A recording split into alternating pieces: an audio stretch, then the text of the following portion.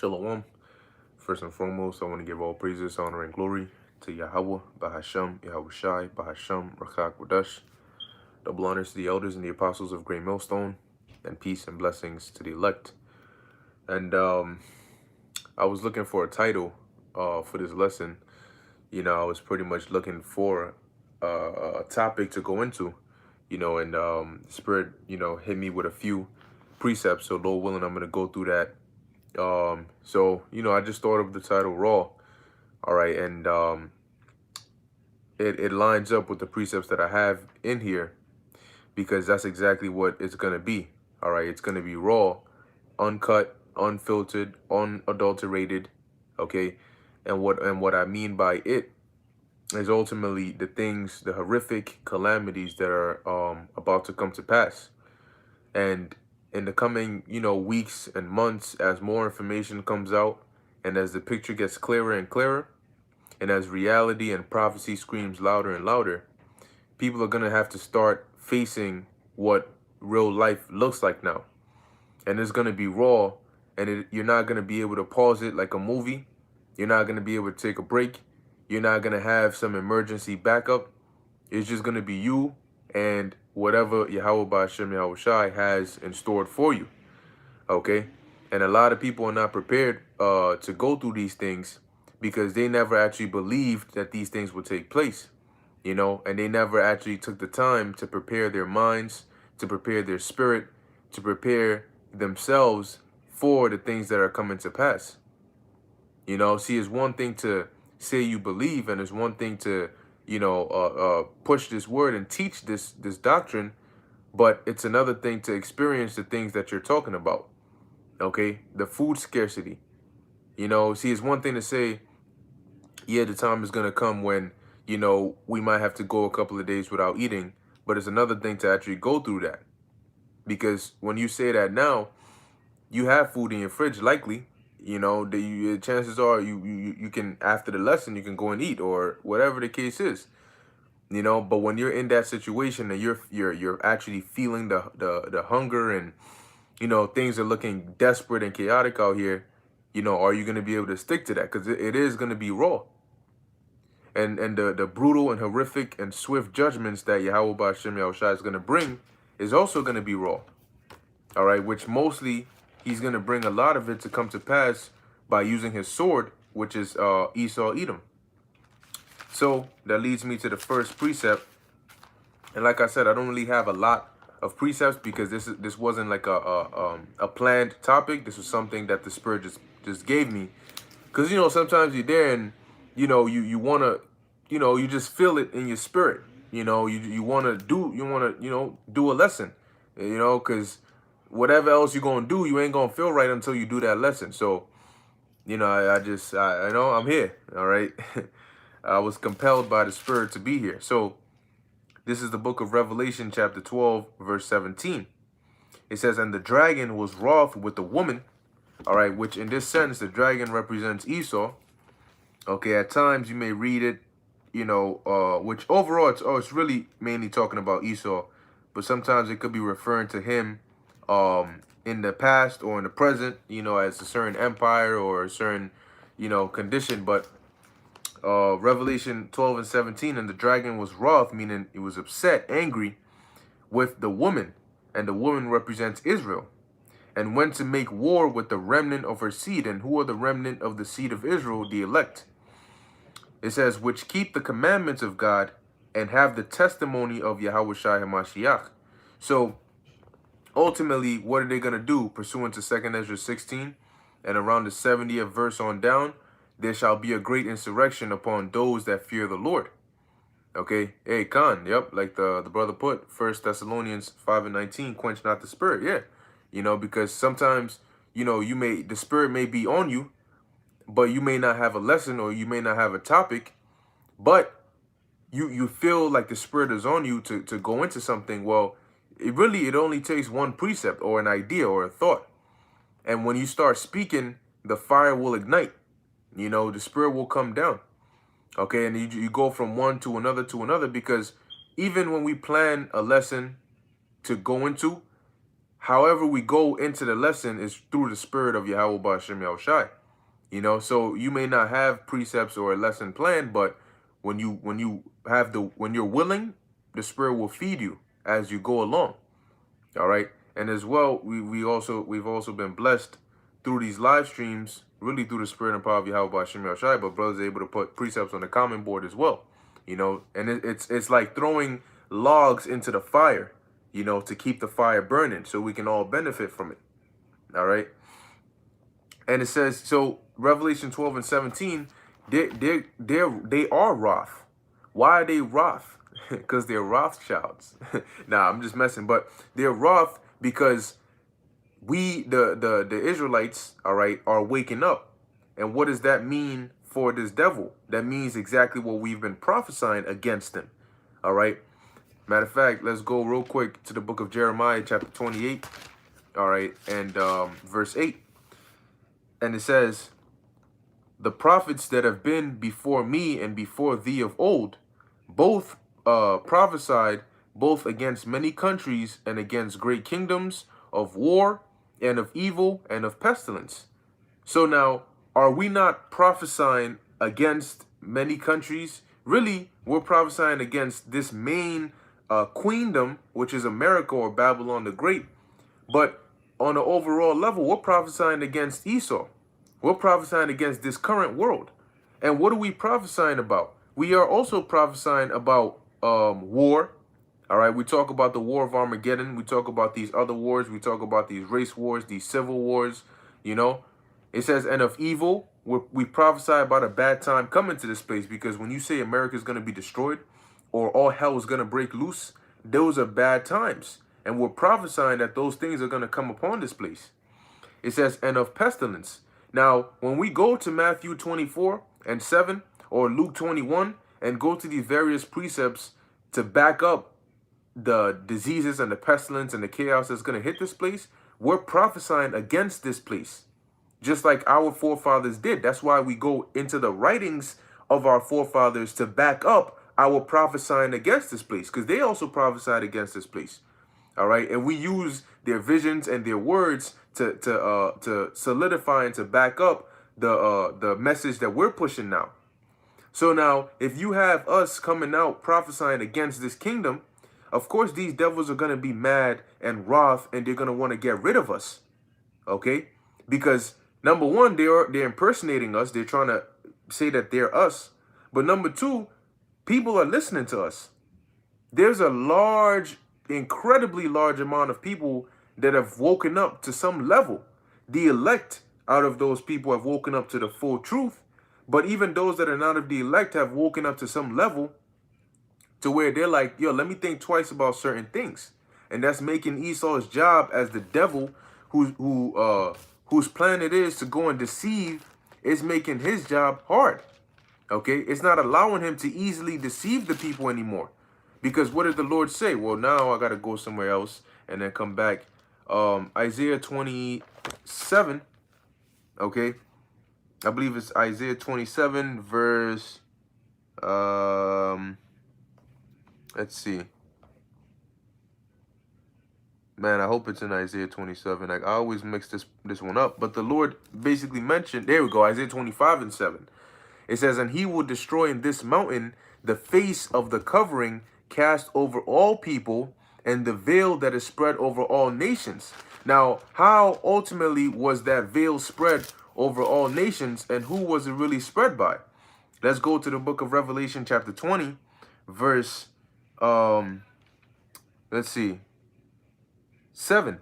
It says, and when the 1,000 years are expired, Satan shall be loosed out of his prison, and shall go, and Satan here represents Esau. Okay, and he was in prison, meaning he was bound. And that 1,000-year period ended right when the Renaissance period began. You know, of course, you have a couple hundred years in between as things progressively get up. But that was Esau being loosed. And what was his job? To go and deceive the nations which are in the four quarters of the earth.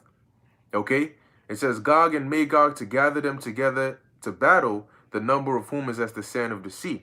But the main point we're focusing on is in the first part of this precept, where it says their job, well, him being loose was to deceive the nations. And in doing that, pursuant to Job 9 and 24, amongst various other precepts, he covered them. He covered with Isaiah 60 tells you that the gross darkness, the people. All right, so through Esau's deception, there was a veil cast over the people, but that veil is being destroyed. And ultimately, how is Yahweh Ba'Shem Yahushai taking that veil off? Let's go to the book of Second Thessalonians. Once I get it, the second chapter. Just bear with me while I flip these pages to it. All right, this is the book of Second Thessalonians, chapter 2, verse 7. I'm just going to hit the point. It says, "For the mystery of iniquity doth already work, which at the time was the Roman Empire. Only he who now letteth will let, and he who now letteth is the Most High." Okay, will let until he be taken out of the way, and the he who's going to be taken out of the way is Esau. "And then shall that wicked be revealed." Who is the wicked? Malachi 1 and 3 tells you that the wicked is pretty much as Esau, Edom. All right. It says, and then shall that wicked be revealed, whom the Lord shall consume with the spirit of his mouth. And who are the spirit of the Lord's mouth? The prophets. Matthew 10 and 20. "It is not ye that speak, but the spirit of your Father which speaketh in you." So we are used as vessels or mouthpieces for the Lord. So the Lord is going to destroy or consume this devil with the spirit of his mouth, and shall destroy with the brightness of his coming. And ultimately, when Yahweh Shai comes back, as he said, he is not going to meet them as a lamb. So he's not going to meet them as a man. All right. So it says, even him whose coming is after the working of Satan, with all power and signs and lying wonders. See, so the man of sin who's being revealed, the way he's being revealed is by the spirit of the Lord's mouth first consuming him. Khan, man or lamb. Yeah, shalom to all you tuning in. Yahweh Ba'Shem Yahushai Brakatham. All right. So in doing that, that veil is being destroyed. And in essence, these devils are being wroth. So guess what? They're going to come down. That's why when you go to Revelation 12, it says that the dragon was wroth with the woman and went to make war with the remnant of her seed. All right. And ultimately, that's what they're going to do. They're going to come to make war. But what does it say in the book of Isaiah? Let's go to it real quick. Chapter 59, verse 19. Which we always bring this out, but I always make it a point to emphasize is that we there are precepts that we bring out over and over and over again, to the point where you may feel like we sound like a broken record, but when these precepts actually get fulfilled before your eyes, you'll understand the intensity of it.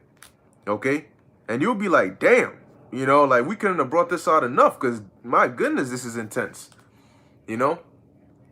That's right. This is the brother Chacham Ayash, Shalom, Revelation 12 and 11, and they overcame him by the blood of the war. Okay, we're gonna win. Pursuant also to Revelation 15 and 2.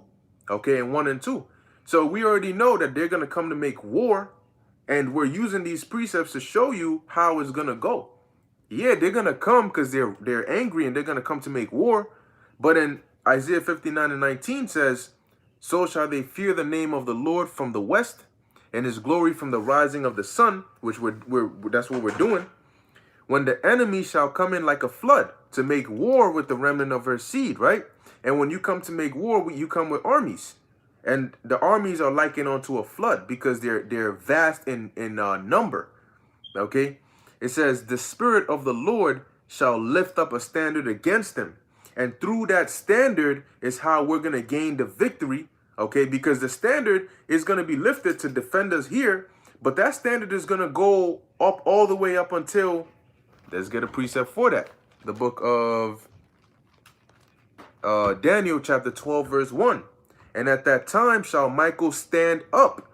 So, yeah, when they come after us now, even before Yahushua returns, the Lord is going to do something. He's going to lift up a standard, all right, to protect us.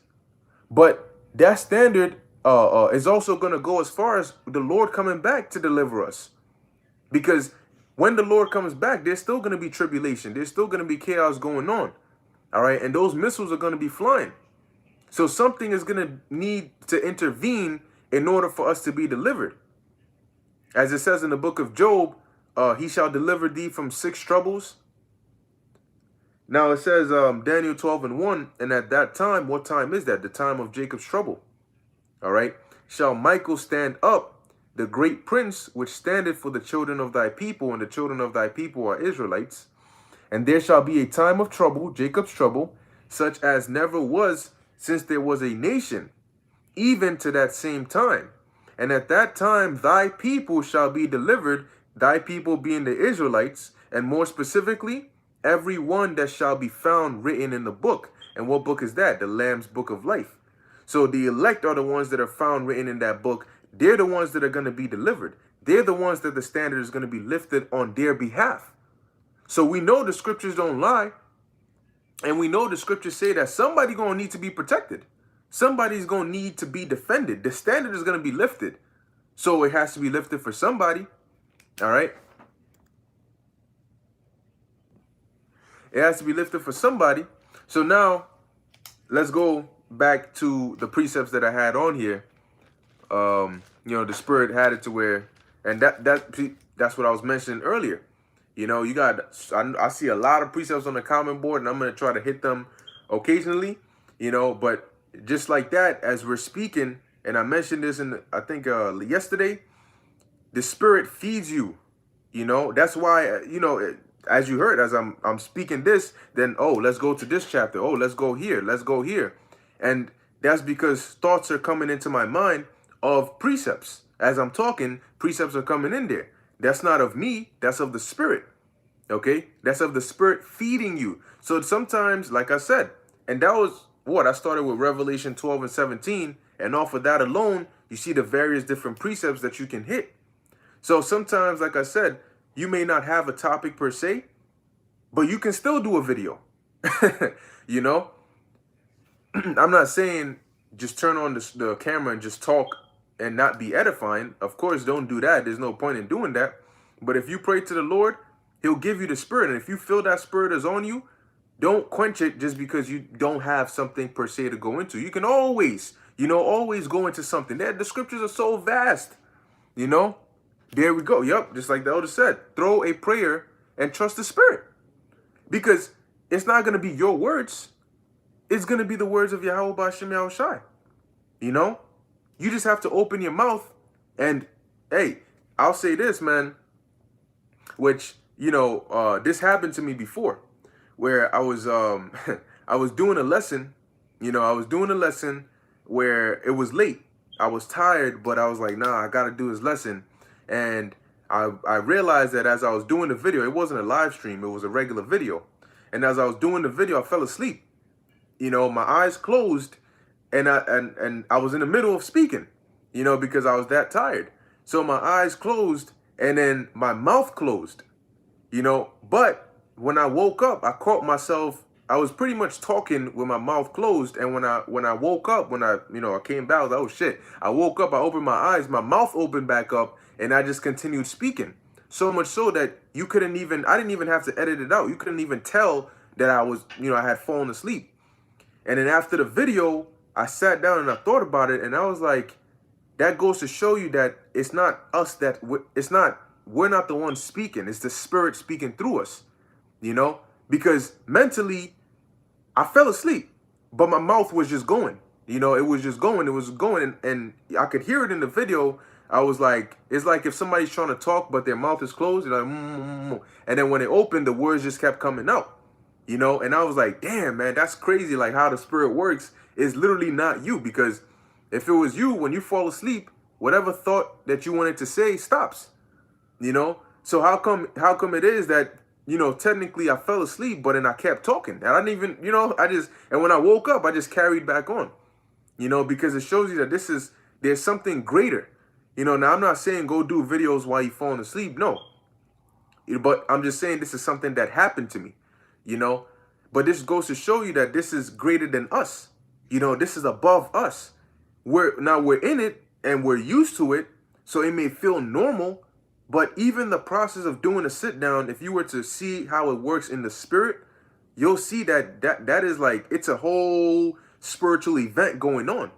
Because when you sit and you press that record button or you press that live, the spirit of the Lord actually comes upon you, you know? And as you're speaking, the Lord is directing you on what to say, what precepts to pull, how to explain it. And that's why, yo, we can, a whole bunch of brothers, I mean, look, it's the same book, right? It's the same book that has been being taught for all these decades. That means it's the same precepts, same chapters, same book.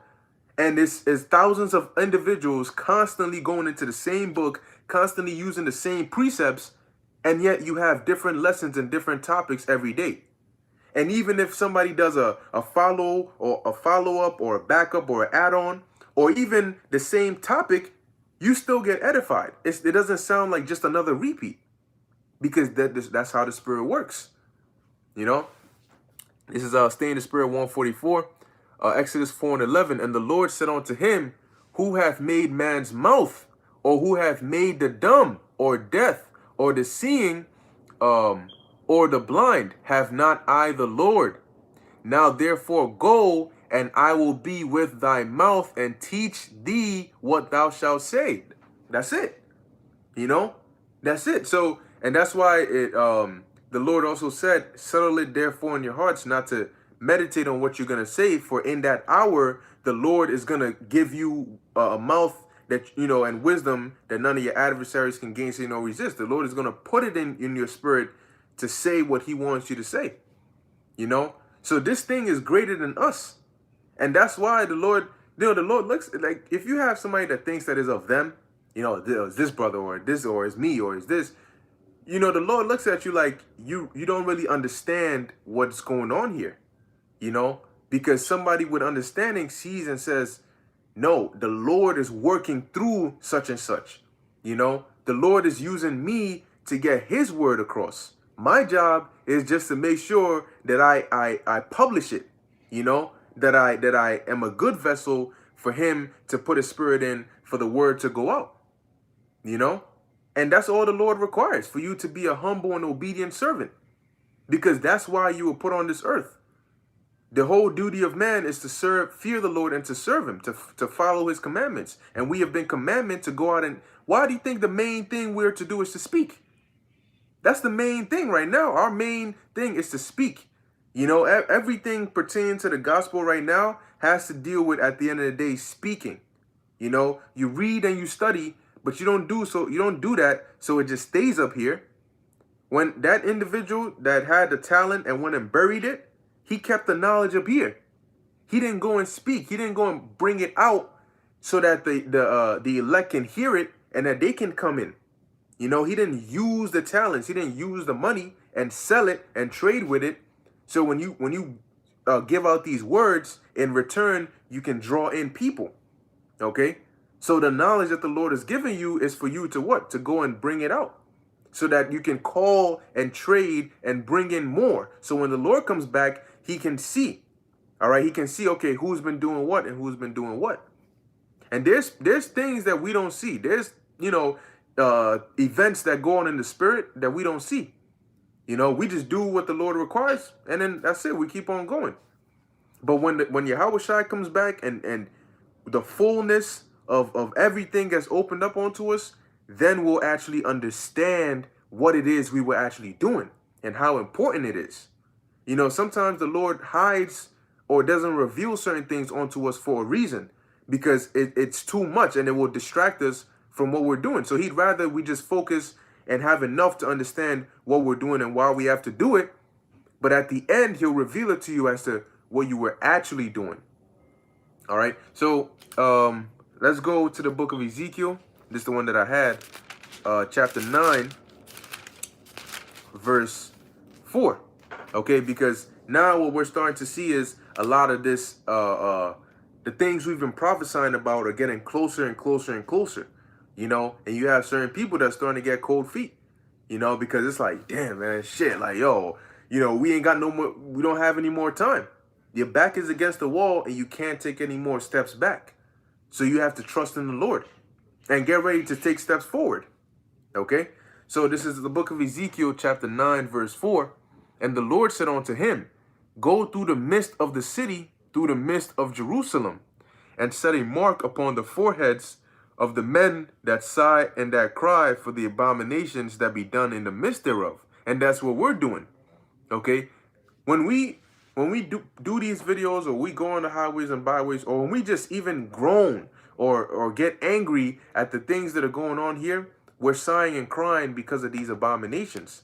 And we're doing this work so that the Lord can see it, so that the elect can wake up the sooner, so that we can get out of here. All right? And it says, and to the others he said in mine hearing, go ye after him through the city and smite, meaning to kill. Let not your eyes spare, neither have ye pity. See, Yahweh Ba'Shem Yahushai he doesn't censor things, right? He's not about censorship. You know, that people think like men are brutal. They think men are brutal. They think men are gruesome. But they don't understand that the concept of brutality, all right, of cruelty, of anything as evil as your imagination will allow you to think of, comes from the Most High. You know, that's all. Ultimately, that's where it goes back to. You know, so people, they'll think of the Lord and they can't think of any evil or any scary things associated with him. You know, but when they think of man, they think of serial killers and people, you know, stab you in your jugular and you bleeding out and they're doing this, that, and the third. They don't realize the Most High is the one behind that. The Most High doesn't flinch. He ain't go, oh, damn, oh. He doesn't do that. You know, he's looking at the joint because he's the one who ordered it. He's not going to sit there, oh, damn, that's shit, I got to turn around for this one. No. All right, so when it says, when he says smite, kill, brutal, cruel, that is the epitome of cruelty. When the Lord says he's going to be angry, we're going to witness what true anger looks like. When the Lord says it's going to be hell, we're going to witness what true hell looks like. Because you haven't seen hell until you've seen the Most High's hell. Do you understand that? All our concepts of hell and chaos and tribulation they're like mini versions of the Lord's concept of it. So when he unleashes it, then we're going to see, oh, that right there. See, that's anger. You want to talk about anger? That a whole country being desolate, from New York to California being burnt and nothing left. See, that's anger. You know, that's an example of anger right there. And, you know, you want to talk about a time like never before? Now, you're going to see a time like never before. And that's why I titled the video Raw. Because it's all going to happen raw. It's not going to be censored. You know, death is going to, you're going to witness death. Oh, yeah, you are. You know, by the time Yahushua gets here, you are going to witness death. All right, you're going to see it. It might stare you in the face a couple times. But depending on what the Lord's will is, it might just go another way. Okay? Now it says here, let not your eyes spare, neither have ye pity. And this was the commandment that the Lord gave the angels. Okay, the death angels to go and do. The death angel or the death angels, which it happened in the past, but you damn sure it's going to happen again in this time. Because it says that this time is going to be a time like never before. So if the Lord has sent angels to go and destroy people in the past, what do you think he's going to do now? Right? And it says here, neither have ye pity. So the Lord commanded them not to have pity. That means don't feel bad for them. Don't hesitate. Don't get emotions. What the hell is that? You know, you got a death angel coming to kill you. You start crying. And he's supposed to, oh, shit. That wasn't in the manual. You know, how to be a death angel 101 never mentioned that if they cry, what am I supposed to do? He whips out his little book. Okay, shit, he's crying. There's nothing in here on that. Call Gabriel. He's crying. I don't know what to, hell no. It says, in their wrath, they lay on sore strokes and they appease, or in their fury, they lay on sore strokes and they appease the wrath of him that made them. So the death angels are coming to do their best work so they can satisfy the Lord's anger. They're not coming and then you're going to cry a few tears and your mascara gets all messed up and so they fall back. Hell no. So the Lord commanded them not to have pity. And that's why in this time, they're not going to have pity as well. Okay, death is going to be lurking on every corner. People are going to be starving to death. And this isn't going to be like a movie. You know, in a movie, oh, at the last minute, just when you think it's all over, somebody pulls up. You know, they pull up, oh, hey, there's somebody here, let's help them out. You don't get happy ever. If you're not of the elect, you're not getting a happy ever after. Happy, what? However they say it, happy ever after, or something like that. You're not getting that. You're not getting a white knight in shining armor coming to save the day. You're not getting the hero wins at the end. You're not getting that story. That's not how your story's gonna end. We're reading about how your story's gonna end in here. Okay, if you're not of the elect, man, it ain't gonna be at the end. The protagonist and no. This is gonna be one of them movies that if you die of starvation, you die. That's it. What happened? The end. He died. Oh, well, I thought something was gonna happen. No. That's real life. He died. All right. It says, slay utterly old and young. Okay, both maids and little children. So you got people that think, oh no, that's just a little girl. Oh, that's a woman. You wouldn't hit a woman. You know, oh, that's an old person. Boy, you pushed the old lady. What the hell is wrong with you, man? The Lord says, slay utterly old and young. It says here, and women, but come not near any. Yeah. And that's it. It says, but come not near any man upon whom is the mark. So out of old, young, women, children, maids, the most important were the men who had the mark. In the Hebrew is tawa, which is a mark exemption from judgment. Those are the ones that were exempt here. Now you see why a man is going to be made more precious than fine gold? Because the death angels and the harm and the danger is not going to be able to touch a man of the Lord.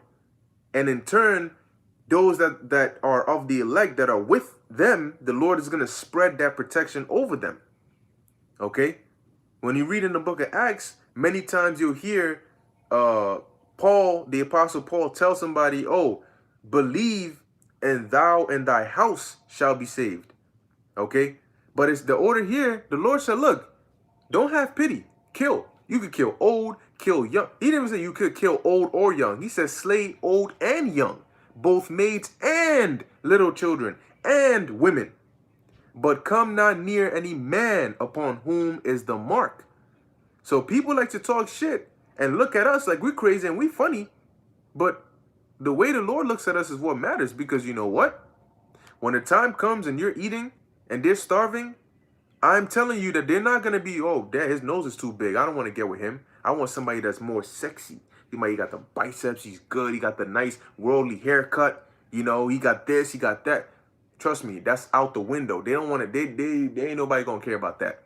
Oh, he's a little on the chubby side. I don't know if that's going to rock my boat. Okay. So that's not going to matter in that day. Okay. It's going to be, are you a man? Matter of fact, are you a man of the Lord? It says here, and begin at my sanctuary. Then they began at the ancient men which were before the house. And he said unto them, defile the house and fill the courts with the slain. Go ye forth. And they went forth and slew in the city.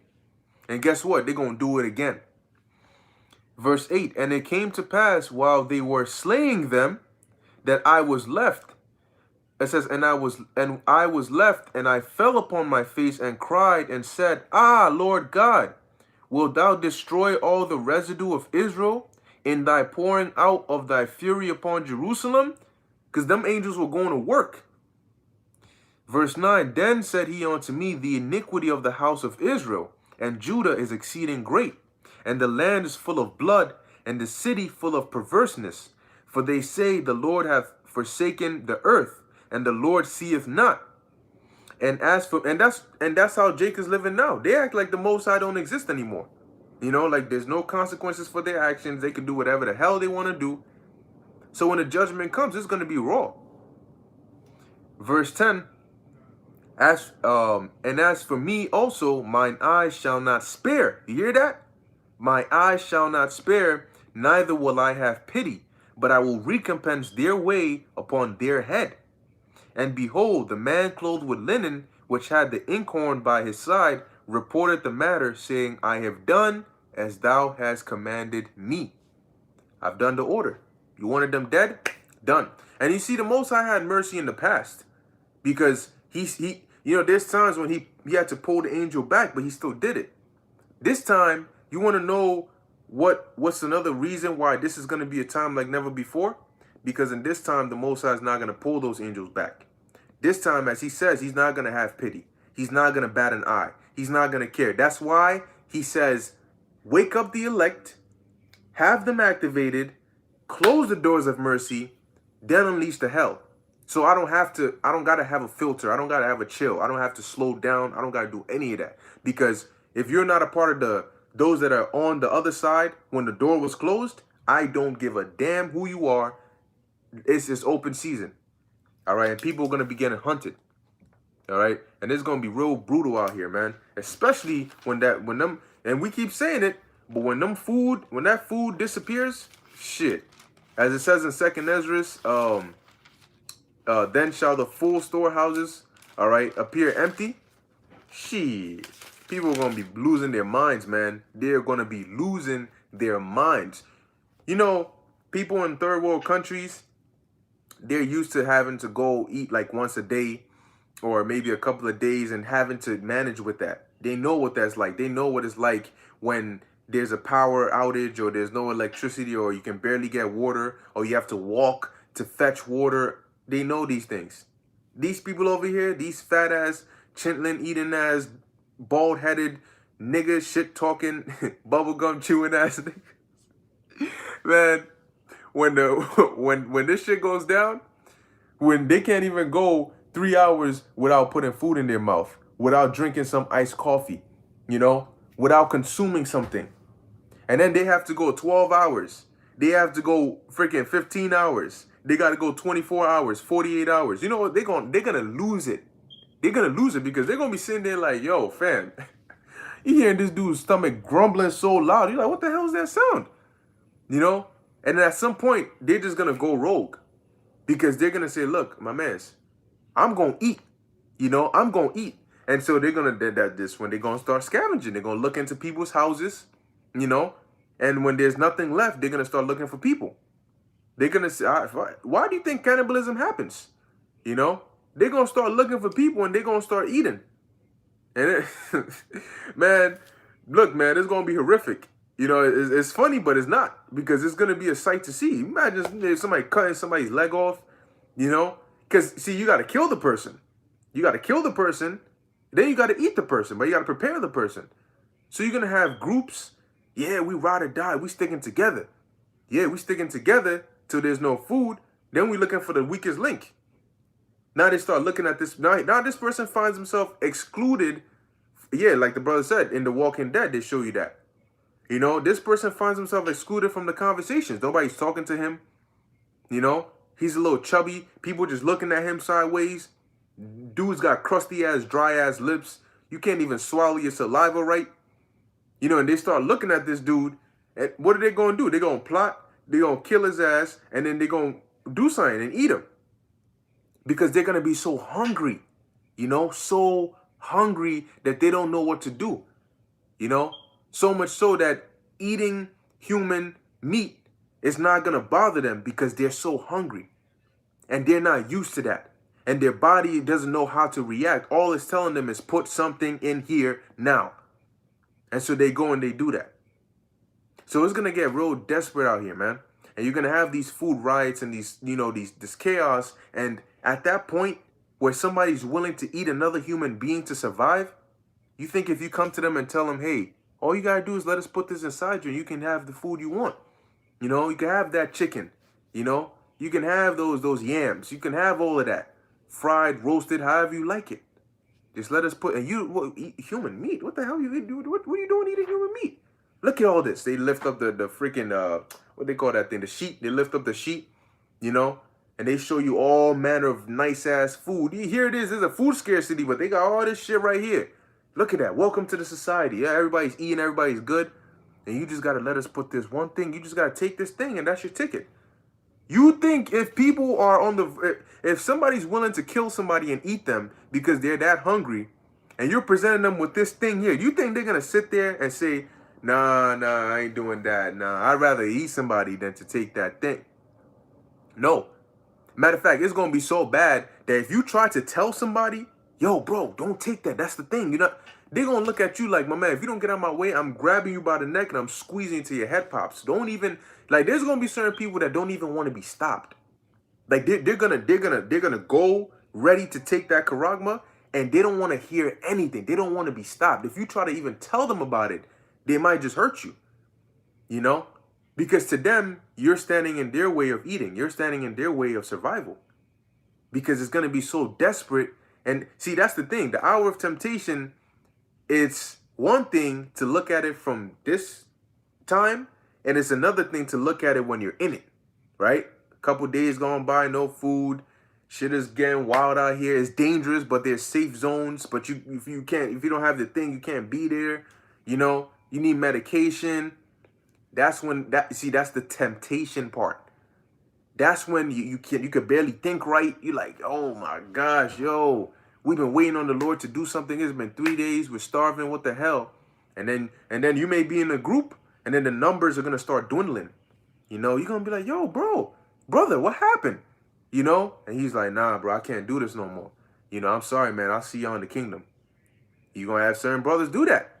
They get up and they go. You say, nah, I can't do this, man. You know, we've been praying nonstop for 2-3 days and ain't nothing here, and I'm hungry as hell. My daughter's sick, da-da-da-da-da. You know, what you expect us to do?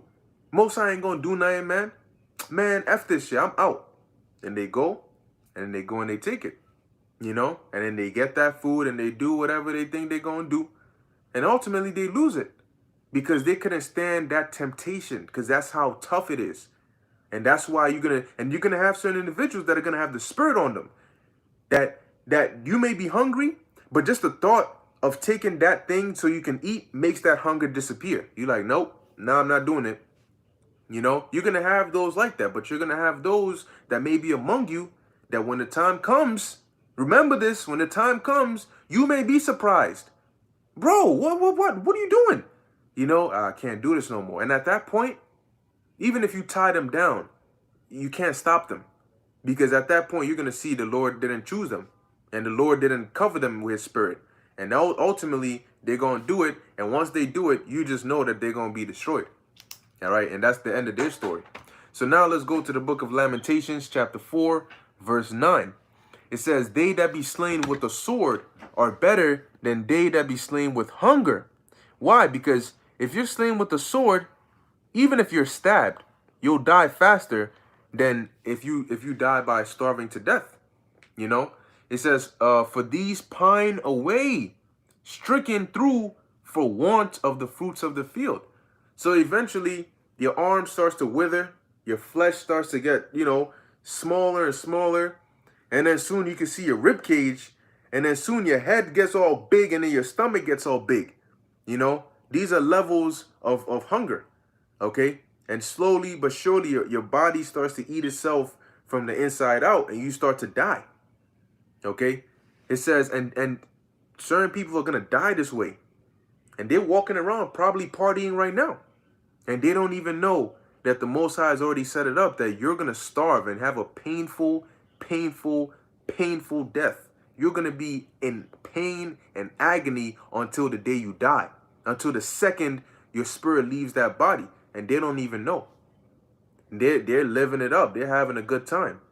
But in that moment, when they're laying there on that cold concrete pavement, you know, so weak they can't even get up, they're going to remember all these things. They're going to meditate on all these things.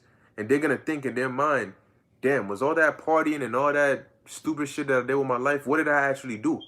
Was it worth it? How did I end up here? You know, I'm just going to die like this. This shit hurt. People are going to be put in situations like that, man. And that's why it's going to be raw, because the Most High is going to be watching. And he's not even, it's not just that the Most High is not going to lift up a finger to help you. He's going to use that finger to do that to you. All right. Verse 10, the hands of the pitiful women. Check this out. The hands of the pitiful women have sodden their own children. They were their meat, meaning food, in the destruction of the daughter of my people. their own children were their what? Their meat, meaning their food, meaning they ate their own children, right? Women ate their own children. Now, please think about it for a second, right?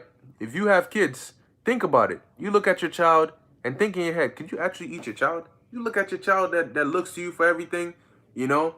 You're a young ass child. You're always providing for the child. You put your life in danger for this child. And you're going to sit there and look at that child and you're going to kill him and eat him? Well, it happened in the past. Do you see how bad it's going to get? You have to ask yourself, what condition would I have to be in to actually eat my own kids? That my son or my daughter that I'm looking at right there, what condition would I have to be in for me to think that it's okay to kill them and prepare them and eat them? Came out of me, going back into me, you know? But guess what? Those conditions are what's coming very soon, and people are gonna be, hell no, what the hell are you talking about? Me bugging out. Man, you even look at somebody's child the wrong way. You know, I witnessed it. I was, in school, the teacher says something, oh my gosh, this child goes and brings their mom or their parents. Shit, that teacher's gonna be lucky that to go come. Who the you touching my child, man? I'll beat you. See me outside, I'll beat you. Matter of fact, I'll be waiting for you after this class ends. I'm gonna beat your ass. I'm gonna drag you through the street, man. You don't mess with my child. They go in. And you like, damn, look at all that overprotectiveness, And that same mother can turn around and eat that same child. It's gonna be real, real chaotic out here. And they're gonna be real, real desperate to have to do something like that. But it's not impossible. All right. Verse 11, it says, the Lord hath accomplished his fury. He hath poured out his fierce anger, and hath kindled a fire in Zion, and it hath devoured the foundations thereof raw. All right, because that's how it's going to devour them, raw. Okay, uncut. Now let's go to the book of Isaiah, chapter 24. I'm just gonna hit the point. Isaiah chapter 24, verse. Start at verse 10. This is Isaiah chapter 24, verse 10. It says, the city of confusion is broken down. Every house is shut up, that no man may come in. There is a crying for wine in the streets. All joy is darkened, and that wine represents this truth, this knowledge. Okay? So people are going to be seeking, because what comes with this knowledge? Isaiah 33 and 6, stability, right? Understanding what's going on. I know what to do. I know what's happening. I'm cool. People are going to be seeking answers. They're going to have a whole lot of questions and no answers. So they're going to be seeking that. They're going to be seeking direction. They're going to be seeking, well, what do we do? Right? It says here, verse 11, there is a crying for wine in the streets. All joy is darkened. The mirth of the land is gone. So all the partying and the giggling and the merry spirit, gone. Ain't nobody gonna be laughing, People are gonna forget how to smile, And in the I'm talking about people who are gonna be going through it, because we all gonna be in it. But the Lord said that His servants are gonna eat and rejoice. But the rest who are really catching that hell, they gonna forget what it's like to smile. And if they do smile, there's gonna be a big thing. They're gonna be like, yo, wow, I just smiled. Shit, I almost forgot what that feels like, because that's how bad it's gonna be. Like in the movie I Am Legend, it got so bad, he was so isolated, he forgot what it was like to interact with people. Dude was talking to mannequins and all of that.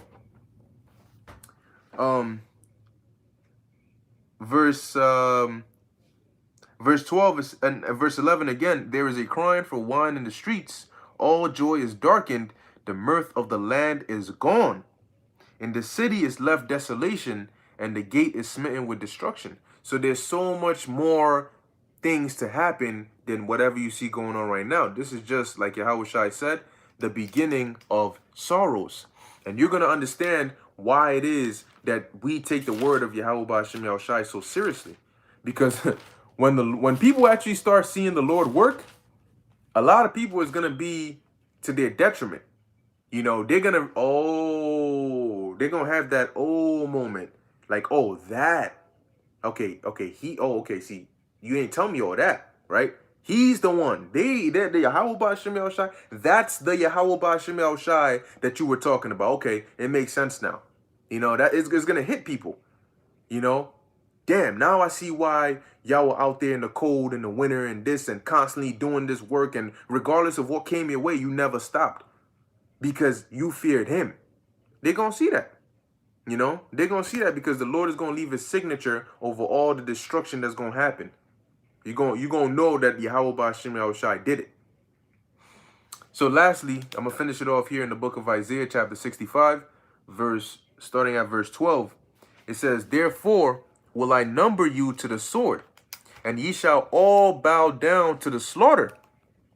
You hear that? The Lord said he's going to number you to the sword. So he got everybody's ticket, you know, and everybody on this train got a final destination. This train of life, everybody has a final destination. And that's going to be either salvation or destruction. But you're going to find out just what kind of destruction that's going to be. Verse 13, therefore, thus saith the Lord, power, behold, my servants shall eat, but ye shall be hungry. So they look at us now like, haha, look, you can't go into the store. You can't do this. You can't do anything if you don't comply. Well, that's not really up for you to decide. Because like we say, okay, get your pass, go into the supermarket, but good luck finding anything in there. Oh, see, there, yeah, oh, yeah, that's when the problem comes in, right? Yeah, you can have access to it, but is there any of it left? You know? So when that time comes, you could be the richest man alive. If there ain't no food to buy, you're going to starve. It doesn't matter how much money you have. But in that time, the Lord said, what? My servant shall eat, but ye shall be hungry. Behold, my servant, and the Lord is not asking us to take no, no juice works, no juicy juice. All right? He ain't asking for any of that. He just says, look, hey, man, just follow my instructions. Just serve me, faithfully. And that's it. That's all the Lord is requiring. All right? So, Salakia.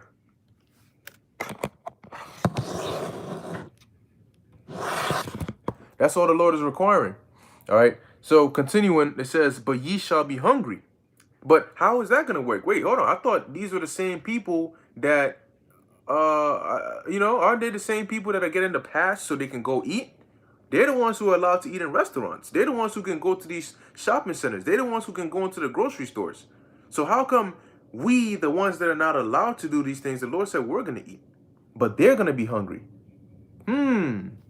It says, behold, my servant shall drink, but ye shall be thirsty. And being thirsty, man, that thing is a mofo, man. You go without water, man, I'm telling you, when you hit that point of thirst, that's not something you want to.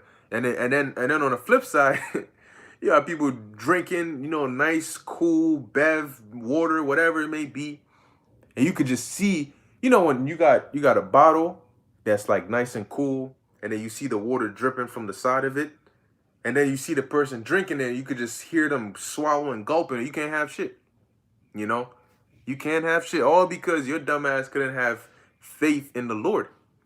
You didn't see the point. You didn't see, well, how far is it going to take me? Well, I just got to believe? Hell no, you crazy. All right, what we going to see? We will be crazy. If it means that we're going to eat and we're going to survive and we're going to get delivered, that's beautiful, because if somebody's crazy in a crazy world, you do the math.